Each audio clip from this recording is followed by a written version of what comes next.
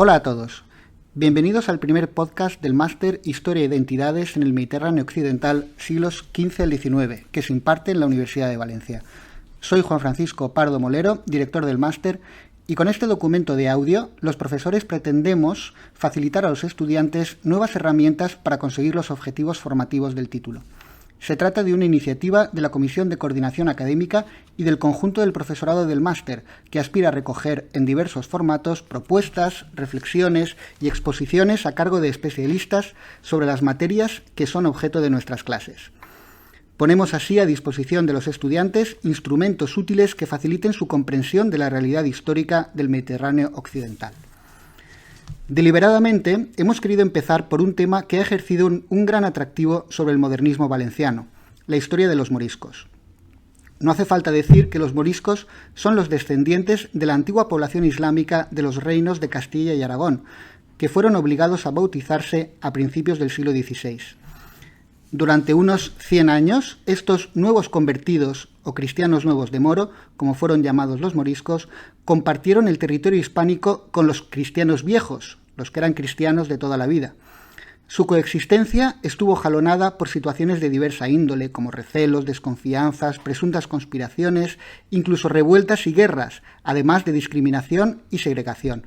Pero también hubo convivencia y comunicación entre unos y otros, incluso en determinadas regiones y estratos, cierta aproximación social y cultural.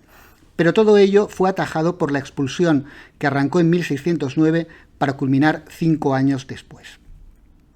Las intervenciones de hoy van a girar en torno a la expulsión, punto final o casi, de la minoría en España, que puede servir como un primer eje de análisis para conocerla mejor.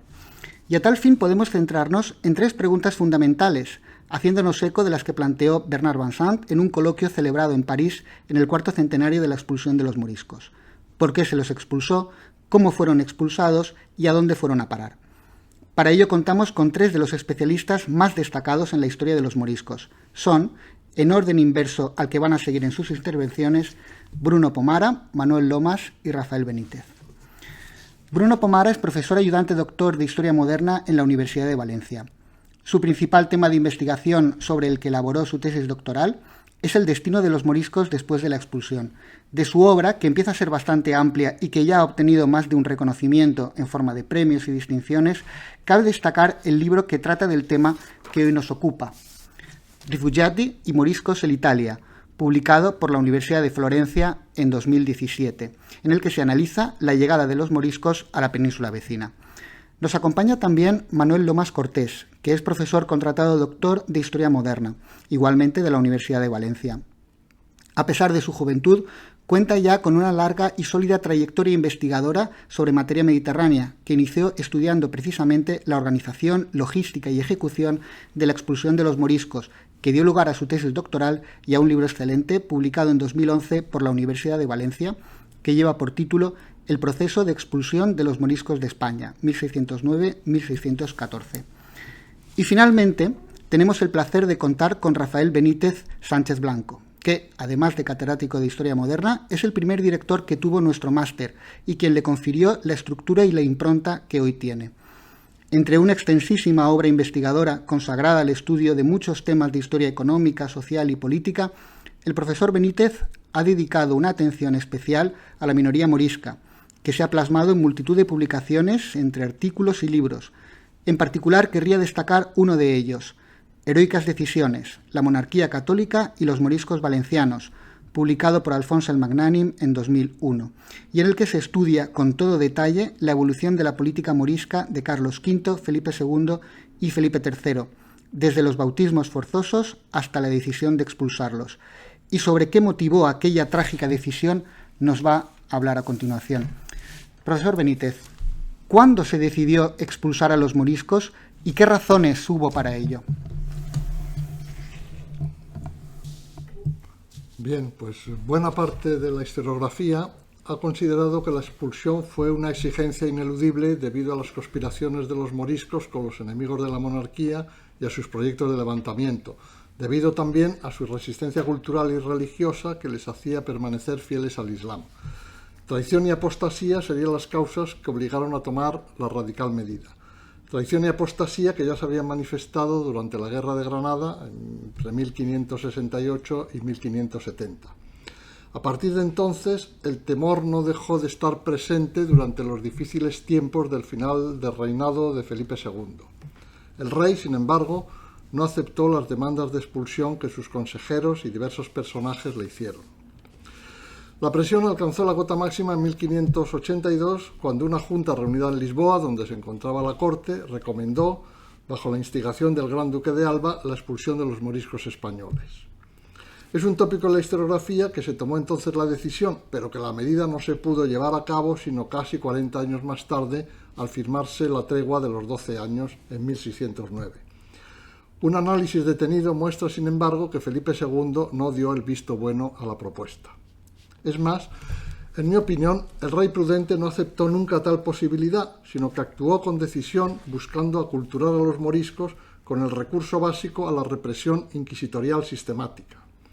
Esta presión comenzó a romper los marcos de resistencia cultural morisca y su continuidad podía haber contribuido a atenuar el carácter de otro que presentaba el morisco. Con ello se hubiera eliminado uno de los motivos de la expulsión, ya que su diferencia le exponía a servir de chivo expiatorio en el momento que hiciera falta, como sucedió en la coyuntura de 1609. Hay que resaltar que incluso en los momentos más tensos, el prudente no se mostró partidario de expulsarlos y que hasta sus últimos meses de vida intentó llevar a la práctica el proyecto de una gran campaña misional con la que conseguir el milagro de la conversión.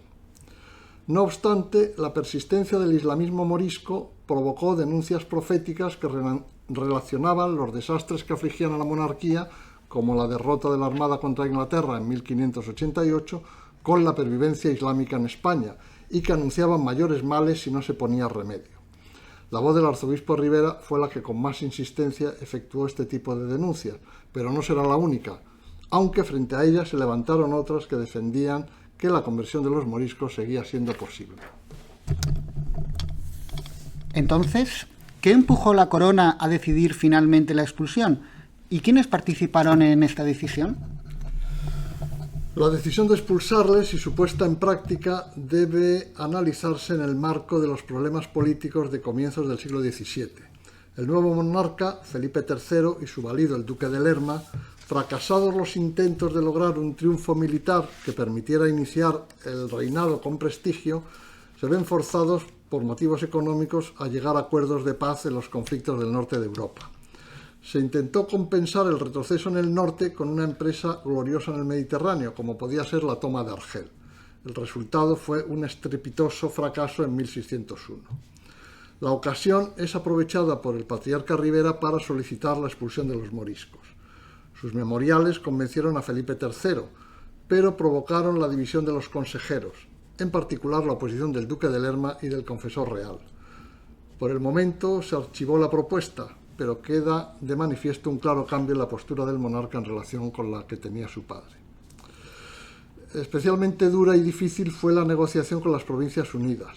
Lerma necesitaba la paz debido a la situación crítica de la hacienda española, pero Felipe III se resistía a hacer concesiones a los holandeses en lo que afectaba a la soberanía y exigía además que se garantizara la libertad religiosa a los católicos de las Provincias Unidas. Ninguna de ambas demandas era aceptable por los holandeses. Ante esta situación de bloqueo, la posición del duque de Lerma se debilitaba en la corte española. Optó entonces por ofrecer al piadoso Felipe III una gran empresa que pudiera compensar ante Dios el abandono de los católicos holandeses a su suerte. Propuesta que al mismo tiempo respondía a las demandas de una parte de la Iglesia española y ponía fin a los temores, en gran medida infundados, de una invasión de la península por los enemigos de la monarquía con el respaldo de una sublevación morisca. La propuesta, discutida en el Consejo de Estado el 30 de enero de 1608, no era otra que la expulsión de los moriscos.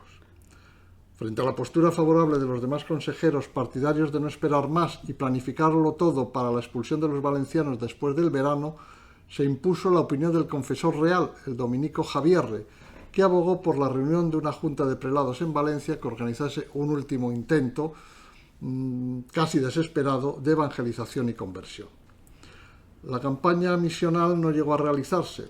a la muerte de Javier unos meses después, el duque de Lerma, acuciado por la necesidad de que Felipe III y el Consejo de Estado dieran visto bueno a la tregua de los 12 años con las Provincias Unidas, volvió a plantear el tema.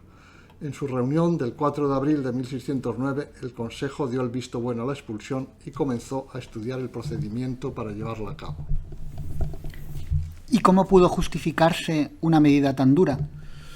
La decisión de la expulsión era compleja y se fundamentó finalmente en la razón de Estado por el presunto peligro que suponía un posible apoyo de los moriscos a una supuesta amenaza de invasión de España por los marroquíes, con el auxilio, esta vez, de los holandeses. La monarquía hispánica alega la traición para justificar jurídicamente la expulsión por el delito de lese majestatis humana. No recurre, pues, a la sentencia de herejía, lese majestatis divina, como algunos altos consejeros habían defendido, ya que era imposible cumplir las exigencias jurídicas de un proceso inquisitorial, única forma de condenar a alguien como hereje y apóstata. No obstante, la justificación que se presenta ante la opinión pública es sobre todo de tipo religioso, la apostasía morisca. En efecto, se acusa de forma global a los moriscos, que no debemos olvidar que son cristianos bautizados, de seguir fieles a la fe islámica a pesar de todos los esfuerzos realizados para convertirlos. Y estos argumentos serán los que se recojan en los diversos bandos de expulsión que se van publicando desde septiembre de 1609 hasta noviembre de 1613, y los que llegaron a oídos de los súbditos de la monarquía, fueran moriscos o cristianos viejos.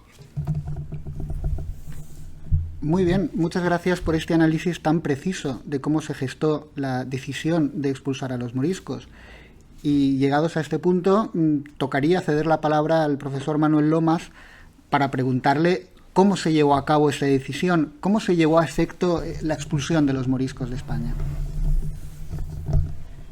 Pues la expulsión de los moriscos de España se tuvo que realizar en diferentes fases, dado que la corona desde un primer momento tuvo claro que era imposible ejecutar la medida de una manera simultánea. Por ese motivo se decidió empezar por los moriscos valencianos, ya que eran los más numerosos y también desde la óptica de la corona se les consideraba los más peligrosos. El bando de expulsión se publicó en Valencia el 22 de septiembre de 1609. Recogía diferentes acuerdos que se habían tomado a lo largo de los meses anteriores, durante la fase de los preparativos, y contenía la orden de que todos los moriscos valencianos tuvieran que embarcarse en el plazo de 4 días desde el momento de publicación del bando en su localidad. Esto significa que el bando de expulsión no fue publicado simultáneamente en todo el reino ese 22 de septiembre, sino que se hizo de una manera escalonada. La idea era nombrar a una serie de comisarios que se encargaran de ir visitando población por población de moriscos publicando el bando. La idea era publicar el bando primero en las localidades de moriscos más cercanas a los puertos de embarque, que recordemos fueron 3 en un primer momento: Vinaroz en el norte, Denia y el puerto de Alicante al sur. Eran los puertos que se eligieron básicamente con el criterio de seguridad, eran los únicos que podían garantizar la seguridad de las embarcaciones del rey que tenían que participar en la expulsión.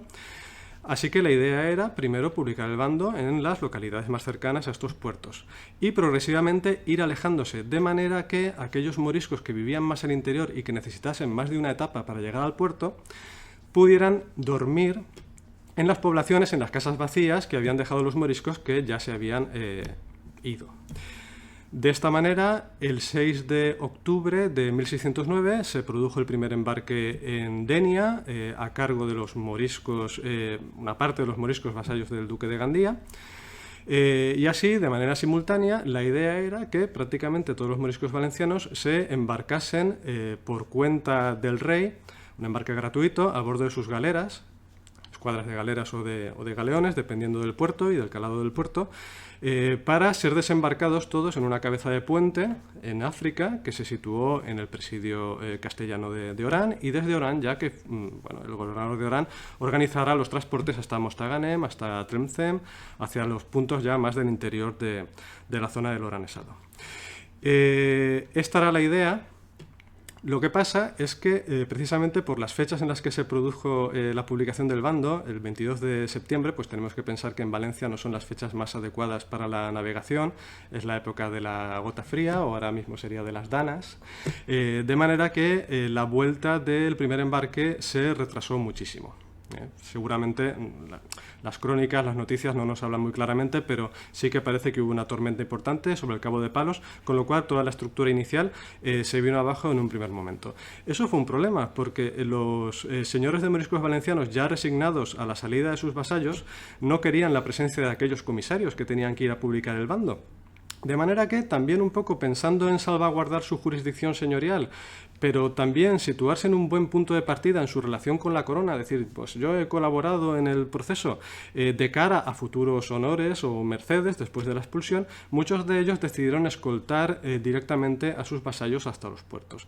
Esto fue un problema, evidentemente, porque se había todo graduado de manera que la llegada fuera escalonada, pero a las pocas semanas, en torno a mediados de octubre, nos encontramos el puerto de Alicante y sobre todo el puerto de Denia, en menor medida el de Vinaroz, totalmente colapsados por unos moriscos que, a la espera de su embarque gratuito, estaban gastando prácticamente todo lo que tenían en pagar el sustento de sus familias a la espera de embarque. Es por ello que finalmente los propios moriscos dieron con la solución al problema o al atasco logístico en el que se había convertido la expulsión cuando ni siquiera había pasado un mes de comenzar. Y es que decidieron proponer a la corona, a los responsables de la expulsión en el reino, si tal vez no era posible o si se podía arbitrar la posibilidad de que ellos mismos pagaran por sus embarques. La corona no lo había contemplado en un primer momento, pero después de arbitrar una solución para asegurarse de que los transportes se hacían de manera segura, que consistía en que los patrones privados que transportaran estos moriscos no cobraran el importe de sus fletes hasta volver al puerto de origen, al puerto de embarque, con un certificado de las autoridades del puerto de destino y de desembarco, como que tal desembarco se había producido, y también una fe de los propios moriscos embarcados, como que efectivamente se les había llevado sanos y salvos, entonces pudieran cobrar. Esta medida desatascó los puertos porque permitió la apertura de otros nuevos como Xávea, como Moncofa y sobre todo como el Grao de Valencia, ayudando a la participación de muchísimos embarques que ayudaron a ir completando la expulsión en diferentes fases. Es cierto que algunos moriscos no tienen claro ninguna de estas dos modalidades de embarque, ni la gratuita ni aquella en la que ellos mismos podían gestionar su destino, y decidieron hacerse fuertes en algunos puntos del reino a la espera de noticias. Son las conocidas como rebeliones de la Sierra del Aguar y de la Muela de Cortes, que tienen su inicio a finales de octubre de 1609 y que terminarán en torno a un mes después, el 21 de noviembre de ese mismo año, con el ascenso de los tercios destacados para la vigilancia y la seguridad del proceso de expulsión en Valencia, que subirán a las montañas del Aguar y de la Muela de Cortes y derrotarán a los amotinados. De esta manera, con el descenso de estos últimos moriscos, en torno al 25 de diciembre de 1609, se dio por finalizada la primera fase de la expulsión. Esa finalización de la primera fase de la expulsión se solapa prácticamente en el tiempo con el inicio de la segunda, que tiene lugar el 28 de diciembre y se aplicará sobre el territorio castellano, sobre todo la meteta norte-sur castellana. Es un decreto totalmente diferente al primero, al de Valencia. En el de Valencia había muchísimo miedo a la posible reacción tanto de moriscos como de señores, así que se había planteado logísticamente como si de una campaña militar se tratase. Pero visto que muchos moriscos habían participado en su propio destierro, colaborando con los fletes sin mayor problema, y ante pues las dudas, rumores que se habían ido extendiendo durante esos meses en Castilla y no solo, la corona decide probar una segunda modalidad de expulsión, una libre salida, un bando en el que simplemente se decía, bueno, con vosotros no tenemos nada, en realidad solamente queríamos expulsar a los valencianos porque eran peligrosos, pero visto las dudas, miedos y problemas que han ido surgiendo, pues bueno, aquellos moriscos castellanos que quieran salir libremente lo podrán hacer dentro de una fase. y dentro de unos términos concretos. De esta manera, el 28 de diciembre de 1609 se inicia esa segunda fase en Castilla, en la que básicamente los moriscos lo único que tenían que hacer era acercarse a la autoridad municipal competente, registrar las armas que portaban, entregarlas en todo caso, y también registrar aquellos bienes que se querían llevar, y a partir de ese momento el comisario general de Infantería de Castilla se encargaría de organizar y enviar una serie de comisarios que recogerían a los moriscos y los llevarían hacia las fronteras, sobre todo pirenaicas, al norte de Castilla, situándose una aduana en Burgos para controlar que efectivamente aquello que se estaban llevando o exportando los moriscos era aquello que habían declarado, para evitar la saca de oro, plata, otros recursos, digamos, considerados estratégicos por la monarquía. Esa segunda fase en Castilla, sobre todo en la mitad norte de Castilla, comienza a ejecutarse, como digo, el 28 de diciembre, y sí que se solapa con una tercera fase de la expulsión que afecta a los moriscos solamente granadinos, porque de los que se tenía un poco más de recato en el ámbito castellano, a los moriscos granadinos de Andalucía, Reino de Murcia y la Villa de Hornachos. Ese bando de expulsión se publicó el 17 de enero, el día de San Antón, y ordenaba, era una especie de bando a mitad camino entre el valenciano y el de libre salida del 28 de diciembre, que no marcaba unas pautas tan férreas como el valenciano, pero tampoco daba una libertad absoluta. Pero bueno, podríamos decir que en términos generales se parecía más al de la libre salida castellana, solo que con una vigilancia, digamos, de los tercios de las autoridades un poco mayor. Se fijaba una serie de puertos de salida en este caso, en torno a Sevilla sobre todo, también se producen algunas salidas por Gibraltar, también unas pocas salidas por Motril, por Salobreña y también por Málaga. Aparte, por supuesto, del puerto de Cartagena en el caso de Murcia. Tanto la libre salida castellana como la segunda fase de la expulsión andaluza murciana, sobre todo, se ejecutará hasta abril-mayo de 1610 y arrojará unas cifras muy parecidas. Las de Valencia, por cierto, no las había comentado, salen en torno a 130.000, 140.000 moriscos de Valencia entre septiembre y diciembre de 1609. Las cifras de estas dos primeras fases castellanas son un poco más discretas porque solo afectaban en un primer momento a granadinos.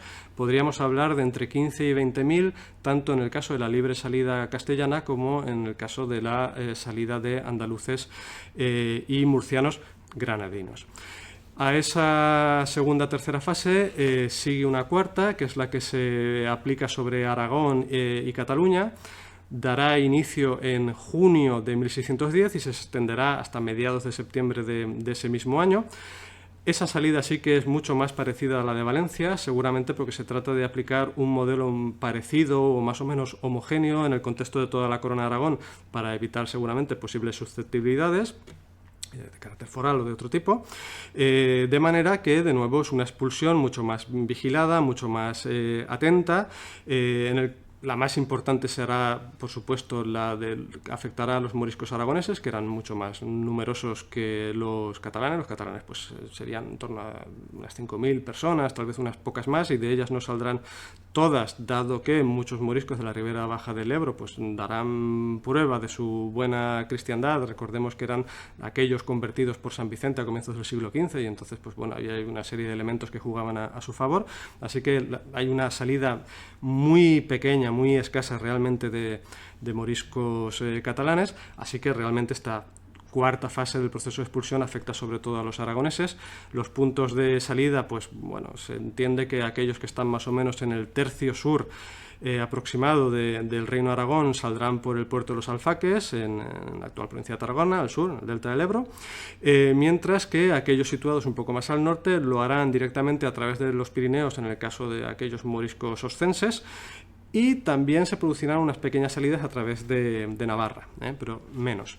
La cifra total de salidas se sitúa en torno a las 60.000 personas en este caso, así que podríamos cifrar en un total de 65.000, seguramente no llegó aproximadamente, todos los moriscos que salen en esta fase.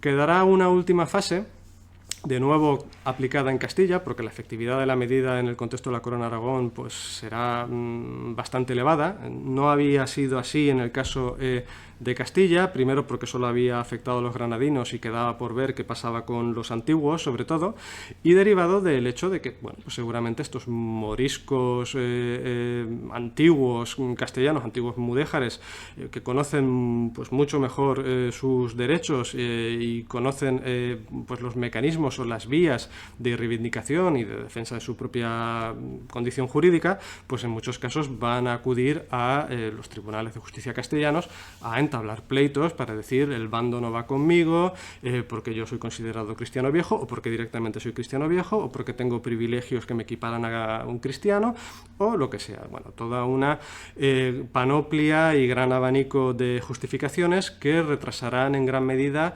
la expulsión de estos moriscos mucho más resistentes, y que bueno, pues se alargará a lo largo de unos pocos años. Hay diferentes bandos en 1610, 1611, 1612, intentando acabar con la salida o completar la salida de esta gente, pero no se hará sino muy escalonadamente conforme los pleitos se iban fallando a favor de la corona, aunque ese no siempre era el caso, también hay pleitos que ganan los moriscos y muchos, y así poco a poco entre el 11 y el 13 pues se acabará de completar la expulsión. Quedará por último una fase final que afectará a los mudéjares antiguos murcianos entre enero y abril de 1614. Aquí de nuevo muchos de estos moriscos entablarán pleitos, tenían informes favorables además de su obispo, con lo cual fue muy complejo organizar su salida, de manera que podemos considerar que son solamente unos pocos miles los que finalmente acaban saliendo del territorio. En total, las cifras de expulsados varían según autores, no tenemos la documentación completa de todas las salidas, falta por ejemplo la aragonesa y catalana, no tenemos esas listas de embarque, hay otros historiadores que directamente no se creen en absoluto lo que dicen las listas de embarque, pero en cualquier caso podemos señalar que en torno a, entre 250.000 y 300.000 personas serán aquellas que en los 5 años que van de 1609 a 1614 pues abandonarán la península rumbo a un nuevo destino, a un nuevo futuro que no siempre sería fácil. Gracias. Pues muchas gracias, profesor Lomas, muchas gracias por esta completa descripción del proceso de expulsión, muy atenta a sus fases, a sus desarrollos y también a los obstáculos con que topó hasta que finalmente más o menos pudo completarse la expulsión. Y ahora, para terminar con nuestro cuadro, vamos con el último participante de hoy, que es el profesor Bruno Pomara, para hablarnos del periodo posterior a la expulsión.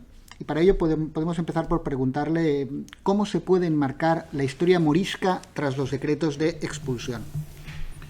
Sí, a partir de las deportaciones de 1609 se puede afirmar que empieza otra historia para la minoría morisca, que no afecta solo a la península ibérica, como a grandes rasgos sí que lo hace la primera parte de esa historia, sino a toda la cuenca del Mediterráneo.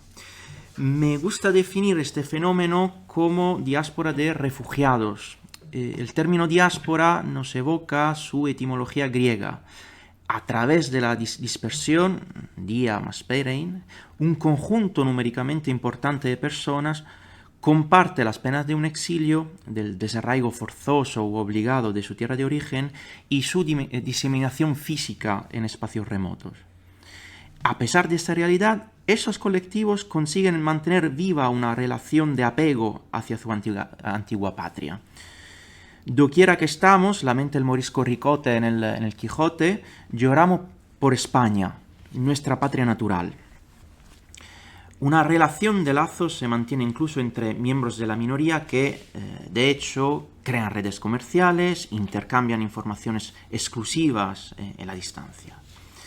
Estos individuos pierden inevitablemente un contacto frecuente y, no obstante, sigue subsistiendo una conexión de interdependencia y solidaridad entre ellos. Hay algo inmaterial que los une y, como ha notado Nathan Bachtel para los judío-descendientes, es el recuerdo de su antigua fe en común. Ahora bien, las alturas del destierro, los moriscos no son todos musulmanes, ni mucho menos. Entre ellos hay también católicos de verdad, hay gente que no da importancia a la religión y está dispuesta a cambiarse de fe sin calentarse demasiado la cabeza. Otros individuos tienen ideas sincréticas, híbridas, confusas. Es decir, el abanico de posibilidades es muy amplio. En función de las variables religiosas, pero también de muchas otras, es fundamental destacarlo, los moriscos buscan su asentamiento. A menudo se trata de un destino temporal, porque en ocasiones se enfrentan a otras expulsiones, buscan reunirse con su familia disgregada o simplemente no acaban de encontrar su sitio. Bien, por lo general, los moriscos que no se podían pagar el pasaje al extranjero, como ya se ha recordado, tenían derecho a una deportación gratuita hasta las costas del norte de África. Aquellos que se lo podían permitir podían contratar a un patrón, un flete, para elegir otro puerto de destino.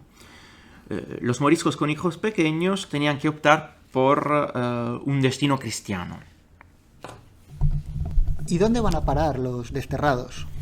Bien, al parecer, 80.000 personas se asientan en Marruecos, cerca de las plazas españolas de Tetuán y Tánger.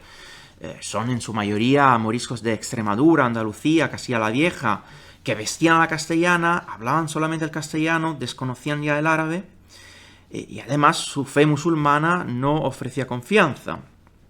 En estos casos, pues, la acogida no fue de las mejores. Otros moriscos, en cambio, se integraron encontrando un empleo entre las milicias del sultán marroquí, y otros participaron en la actividad corsaria con base en el puerto de Salé, al lado de Rabat, donde se refugiaron también piratas ingleses y holandeses, y con los cuales, por cierto, se juntaron. Bien, hacia Argelia, bueno, Argelia tiene una larga tradición de migración morisca. A finales del siglo XVI, el 30% de la población de Argel estaba compuesta por andalusíes, entre las 10.000 y las 20.000 personas. No tenemos datos sobre las llegadas en tiempos del destierro, pero sabemos que desembarcan, como se ha acordado, por Orán. Muchos de ellos, según las crónicas de los apologistas cristianos, padecen las racías, sufren los saqueos de los bereberes del desierto. Otros encuentran su fortuna como sastres, zapateros, perfumistas, y etc.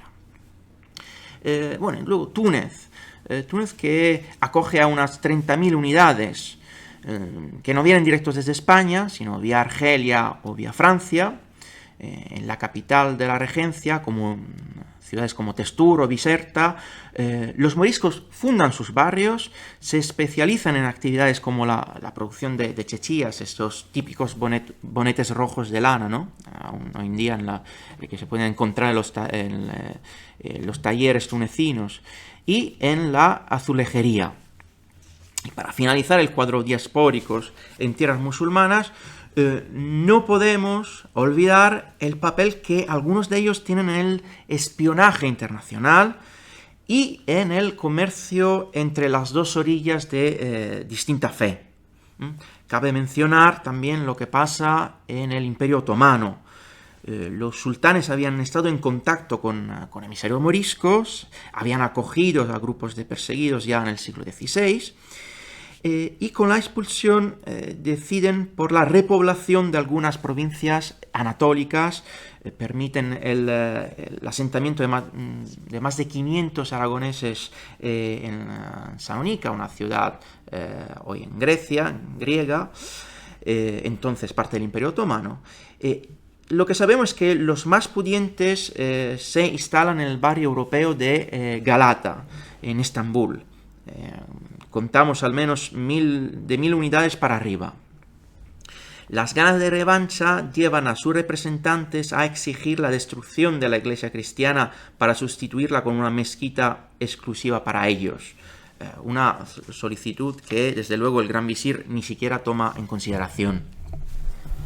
¿Y qué ocurre en los otros territorios cristianos de la cuenca mediterránea? ¿Llega algún morisco? En efecto, como ya he comentado, los moriscos con hijos pequeños están obligados a irse a otros países católicos. Pero había también grupos de refugiados que elegían espontáneamente esos destinos.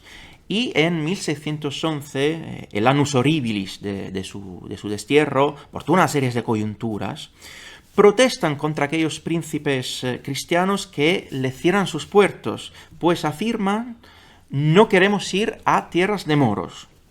Hay también otros moriscos que en sus itinerarios rocambolescos, una vez deportados al norte de África, deciden escaparse a tierras cristianas, bien porque habían acabado en el Magreb por las convulsiones del destierro, bien porque habían tocado con mano un destino que no se acoplaba plenamente a su estilo de vida.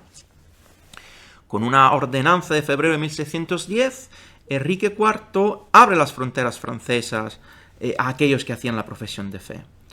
30.000 pasan por Francia.